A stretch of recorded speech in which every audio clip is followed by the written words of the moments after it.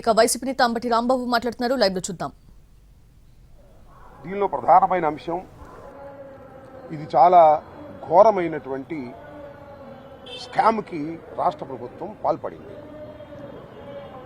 మా ప్రభుత్వం అధికారంలోకి వస్తే మొదటిగా సంతకం పెట్టేది డిఎస్సి మీద అని చెప్పి చంద్రబాబు నాయుడు గారు ఆయన ప్రకటించారు. అధికారంలోకి వచ్చారు. సరే, మొదటి ఎమ్మటే చేయకపోయినా ఒక సంవత్సరంన్నర తర్వాత సంవత్సరానికో డిఎస్సి పరీక్షలు నిర్వహించారు. ఈ డిఎస్సి పరీక్షల కోసం 3,50,000 మంది చదువుకున్న వాళ్ళు ఎదురు చూస్తున్నటువంటి సందర్భం. దానిలో 1,600 పోస్టులు ఉన్నాయి. ఈ 1,600 పోస్టులు నింపేటటువంటి కార్యక్రమం చేశారు. ట్రాన్స్పరెంట్గా 16,000 అంతేనా, 16,000 ట్రాన్స్పరెంట్గా చేసి ఉంటే ఎవరికి ఇబ్బంది లేదు. ముందుగా వేసుకున్న పథకం ప్రకారం తమ వాళ్ళని ఈ ఉద్యోగాల్లో నియామకాలు చెయ్యాలనేటువంటి ఒక కుట్రపూరితమైన దురుద్దేశంతో సాక్షాత్తు రాష్ట్ర విద్యాశాఖ మంత్రి పాల్పడ్డాడు. ఖచ్చితంగా 441 ఉద్యోగాలను, అంటే స్పోర్ట్స్ కోటాలో ఉన్న ఉద్యోగాలను తనకు కావాల్సిన వాళ్ళని వేసుకున్నాడు. డబ్బులు తీసి కొంతమందిని వేసుకున్నారు, తనకు సన్నిహితమైన వాళ్ళ గురించి వేసుకున్నారు. ఇది చాలా స్పష్టమైనటువంటి ఆరోపణ. ఈ ఆరోపణకు ఆధారాలు ఏమిటి అని అడగొచ్చు. నేను చెప్తున్నా, జనరల్గా స్పోర్ట్స్ కోటా 2% ఉంటుంది. మన లవకేష్ గారు దాన్ని 3% చేశారు ఒక జీవో ఇచ్చి.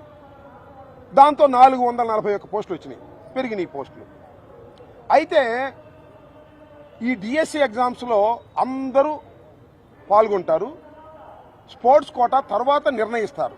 ఎలా నిర్ణయిస్తారు? వాళ్ళ సర్టిఫికేట్లు తీసుకుని అప్పుడు నిర్ణయిస్తారు. కానీ మన లోకేష్ గారు 47 జీవో అంతకు ముందుంటే, అందరూ పాల్గొవాలి అనేటువంటి జీవో ఉంటే దాన్ని రద్దు చేసి ఒక జీవో ఇష్యూ చేశారు. That is GO number 4. దాని ప్రకారం స్పోర్ట్స్ కోటాలో నియామకాలు కావలసిన వాళ్ళు ఎగ్జామ్స్లో పాల్గొనవలసిన అవసరం లేదు. వాళ్ళు ఎగ్జామ్స్లో పాల్గొనవలసిన అవసరం లేదు. అంతకుముందు పాల్గొవాలి. అంతకుముందు జీవో ప్రకారం 47 ప్రకారం, ఈయన ఇచ్చిన జీవో ప్రకారం పాల్గొవాల్సిన అవసరం లేదు. డైరెక్ట్గా రావడం, సర్టిఫికేట్లు చూపించడం, ఉద్యోగం తీసుకెళ్లిపోవటం అని జీవో మార్చారు. పోనీ ఈ జీవోని అలా అట్టిపెట్టారా అంటే అట్టిపెట్టలా. మన నియామకాలు అయిపోయిన తర్వాత మళ్ళీ పాత జీవోని పునరుద్ధరించారు. అంటే వెసులుబాటు చేసుకున్నారు.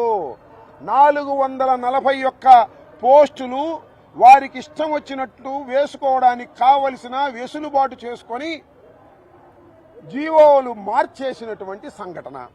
దీనికి సమాధానం చెప్పండి అంటే సమాధానం చెప్పు, చర్చకు వస్తానంటాడు ఆయన. దీనికి సమాధానం చెప్పాలని అడుగుతా ఉన్నా. 441గా ఎందుకు రైట్ చేశారు? నెంబర్ 1. అంతకు ముందున్న జీవోని రద్దు చేశారు. నెంబర్ 2, పోస్టులన్నీ అయిపోయిన తర్వాత రద్దు చేసిన జీవోని మళ్ళా పునరుద్ధరించారు. ఎందుకు? ఇక్కడ మీరు క్యాష్ తీసుకుని ఉద్యోగాలు ఇవ్వటం కోసమే కదా, లేదా మీ తాబేదారులను, మీ సొంత మనుషుల్ని వేసుకోవడానికే కదా. ఇది స్కామ్ కాదా? దీన్ని చూస్తూ ఊరుకోవాలా?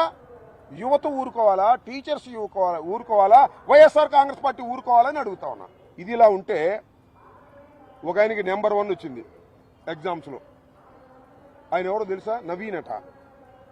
ఆయన ఎవరో కాదు, అవుట్ సోర్సింగ్ ఉద్యోగి. ఈ పేపర్ సెట్టింగ్లోను, పేపర్ అప్లోడ్లోను పనిచేసేటటువంటి వ్యక్తికి నెంబర్ 1 వచ్చింది. నెంబర్ 1 వచ్చింది, ఉద్యోగం ఇచ్చారా? ఇవ్వాల. ఆయన కోర్టుకు వెళ్ళాడు. నెంబర్ 1 రావటమే పేపర్ లీక్ వల్ల వచ్చింది. మళ్ళీ ఇంకో చోట 6 ర్యాంక్ వచ్చింది అతనికి. అంటే మీరు పేపర్ సెట్టింగ్లోను, అప్లోడ్లోను ఈ కార్యక్రమాలన్నీ కూడా అవుట్ సోర్సింగ్ అప్పచెప్పేశారు. ఎందుకంటే వాళ్ళైతే మీ మాట వింటారు, లీక్ చేస్తారని. అక్కడ లీక్ చేసేశారు. మీకు కావాల్సిన వాళ్ళకి పేపర్లు ఇచ్చారు, వాళ్ళకి ఉద్యోగాలు ఇచ్చారు. మొత్తం మీద డిఎస్సిలో మీకు కావలసిన వారికి మెరిట్ తప్పించి ఉద్యోగాలు ఇచ్చేటటువంటి కార్యక్రమం చేశారు సాక్షాత్తు ఎడ్యుకేషన్ మినిస్టర్ లోకేష్ గారు. ఇంకోటైతే రాజీనామా చేసేవాళ్ళు. ఆయనేమో ముఖ్యమంత్రి గారి అబ్బాయి, కాబోయే ముఖ్యమంత్రి అని ప్రచారం చేస్తున్నారు. ఇంకోళ్ళైతే ఈ పాటికి తప్పించేసేవాడు చంద్రబాబు నాయుడు కొడుకుని తప్పించలేడు కదా. మీరు చూశారు కదా సెంటర్లో కేంద్ర మంత్రి రాజీనామా చేసి వెళ్ళవలసిన పరిస్థితి ఏర్పడింది.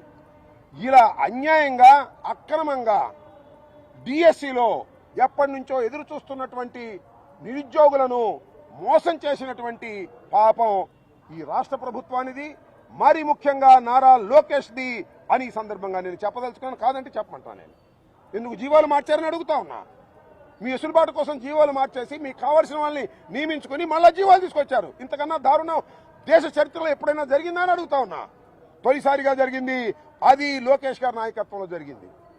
ఇది ఒకటి. రెండోది, ఉద్యోగాలు ఇస్తామన్నారు. సంవత్సరానికి 4 లక్షల ఉద్యోగాలు. యువకులారా, సంవత్సరానికి 4 లక్షల ఉద్యోగాలు ఇచ్చేస్తాం. నిరుద్యోగ యువకులారా కాసుకోమన్నారు ఎన్నికలకు ముందు.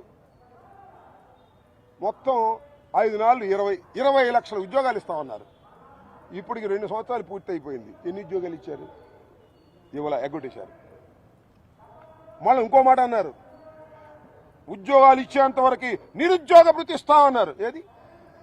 నిరుద్యోగ భృతి లేదు, ఉద్యోగాలు లేవు, నియమించిన ఉద్యోగాలేమో మీ తాబేదారులకు ఇచ్చుకుంటున్నారు. ఇంత ఘోరాతి ఘోరంగా ప్రవర్తిస్తున్నటువంటి నారా లోకేష్ తక్షణమే రాజీనామా చేయాలి, సిబిఐ ఎంక్వైరీ వేయాలి అని వైఎస్ఆర్ కాంగ్రెస్ పార్టీ డిమాండ్ చేస్తూ ఉద్యమ రూపాన్ని మరింత బలంగా ఇచ్చేటటువంటి కార్యక్రమం చేస్తున్నాం. ఇది ఈ ఉద్యమ షెడ్యూల్లో తొలి అడుగు. కలెక్టర్లందరికీ కూడా రికమెండేషన్ ఇచ్చేటటువంటి కార్యక్రమం చేస్తున్నాం. ఇది ఉధృతమైన ఉద్యమ రూపాన్ని తీసుకొస్తాం. జరిగిన అన్యాయం, అక్రమం, టీచర్ పోస్టుల కోసం పాపం ఆశపడుతున్నటువంటి అనేక మందిని మోసం చేసి మీ ఇష్టం వచ్చినట్టుగా ఇచ్చుకున్నారు. తక్షణమే ఈ రాష్ట్ర ఎడ్యుకేషన్ మినిస్టర్ నారా లోకేష్ రాజీనామా చేసి చిత్తశుద్ధిని చాటుకోవాలని వైఎస్ఆర్ కాంగ్రెస్ పార్టీన డిమాండ్ చేస్తున్నాం. ఈ కార్యక్రమం 10వ తారీఖు దాకా కొనసాగుతుంది. ఆ తర్వాత కూడా 10 తర్వాత కూడా మళ్ళా రీషెడ్యూల్, మళ్ళీ ఇంకో షెడ్యూల్ని కూడా ఇస్తాం. దీన్ని వదిలిపెట్టే ప్రశ్న లేదు. ఇది పెద్ద స్కామ్, రాష్ట్రంలో జరిగినటువంటి స్కాము. ఈ స్కామ్కి సిబిఐ ఎంక్వైరీ చేయమని కూడా డిమాండ్ చేస్తున్నాం. ఓకే, ఎందుకు ఎవరు అడిగారు? ఆయన బహిరంగ చర్చకి ఎవరు అడిగారా? ఆయన నేను చర్చకు వస్తాను, చర్చలకు వస్తానంటాడు. రాజీనామా చేసి రమ్మను. ఎవరు కాదన్నారు? మేము అడుగుతున్న ప్రశ్నలకు సమాధానం చెప్పమను. నెంబర్ 1, లోకేష్, అంతకు ముందున్న జీవోని ఎందుకు రద్దు చేశావు? మళ్ళా నీ పని అయిపోయిన తర్వాత మళ్ళా జీవో ఎందుకు క్యాన్సిల్ చేశావు? అంటే ఏంటో తెలుసా? ముందేమో డోర్ ఉంటుంది, వెనక ఒక డోర్ పెట్టారు. ఆ వెనక డోర్ ఓపెన్ చేశారు. దానిలో దొరబట్టిన తర్వాత మళ్ళీ డోర్ మూసేశారు. ఫస్ట్ జీవో దొరబట్టడానికి, ఆఖరి జీవో డోర్ మూసేయడానికి. అంటే నీ వాళ్ళని వెనక డోర్ నుంచి తెచ్చుకొని మళ్ళా డోర్ మూసేశావు. దీని ఒక్కదానికి సమాధానం చెప్పు నాయన నారా లోకేష్. దీని ఒక్కదానికి సమాధానం చెప్పు. ఎందుకు అంతకు ముందున్న జీవోను మారిస్తే మార్చావు? మళ్ళీ పని అయిపోయిన తర్వాత ఆ జీవోని మార్చేసి పాత జీవో ఎందుకు తీసుకొచ్చావు? Is it not a valid question? ఈ వ్యాలిడ్ క్వశ్చన్ సమాధానం చెప్పడు కానీ చర్చకు వస్తాడంట. ఇప్పుడు నీ రాష్ట్రంలో చర్చలు జరిగినాయి. ఒకవేళ చర్చకు వస్తామని మేమన్నా కూడా పోలీస్ బందోబస్తు పెట్టి ఇంత గేట్ దగ్గరికి రానిలే మమ్మల్ని. వాళ్ళు చెప్పాం, అబ్బాయి మీరు మంచిది కాదు, మేమేం చేయమని శుభ్రంగా వస్తామని చెప్పాం. పోలీసులు పాపం ఏం చేస్తారు? వాళ్ళు పని వాళ్ళు చేస్తున్నారు పైనుంచి ఒత్తిడి వల్ల. కాబట్టి నేను చెప్పదలుచుకుంది ఏంటంటే, చర్చల పేరుతో డైవర్ట్ చేస్తున్నాడు నారా లోకేష్. అసలు నీతో చర్చలు చేయడానికి ఎవరు సిద్ధంగా లేడు. అసలు దీనికి సమాధానం చెప్పు. చర్చలు అంటే తెగకూడని ఏదన్నా ఉంటే అది చర్చల్లో. ఇంత స్పష్టంగా మేము చెప్తున్నప్పుడు చర్చలకు వస్తా అని చెప్పి ఊరికి కింద పైన ఎగురుతున్నావు. అదన్నీ కుదిరే పని కాదు. రాజీనామా చేసిరా చర్చలకి, మేము చర్చలకు సిద్ధంగా ఉన్నామని కూడా ఈ సందర్భంగా నేను చెప్పాను.